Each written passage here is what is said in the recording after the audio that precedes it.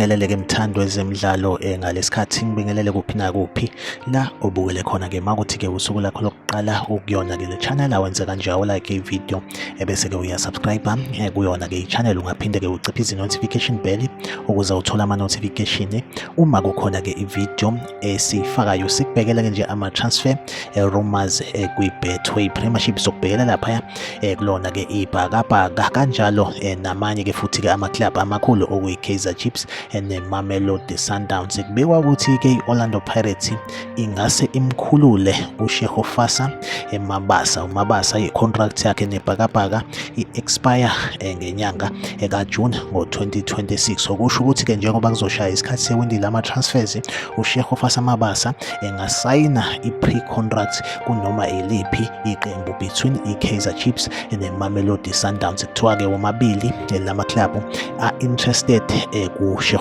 Mabasa we-Orlando Pirates. Esimtshele emehlweni ukuthi-ke umfana usengakwazi ukuthi-ke a-entertain ama-offers from ama-club amdingayo. Okusho ukuthi-ke njengoba kuzoba uJanuwari singakulindela ukuthi-ke uShego Mabasa asayine-ke i-pre-contract nelilodwa lamaqembu, noma ngabe kusayona-ke i-Kaizer Chiefs ne-Mamelodi Sundowns noma ngabe iliphi iqembu elimdingayo. Kodwa-ke nje iklabhu ukubonakala engathi-ke iyashoda nge-striker esithi-ke asifane noShego Mabasa, i-Kaizer Chiefs okwamanje. Like ivideo do subscribe kuyona-ke i-channel. Mina nawe zohlezi ngikhona ngolethele-ke ama-transfer news kwi-Betway Premiership. Okwamanje-ke ivideo ethu asibambe la, nisale kahle.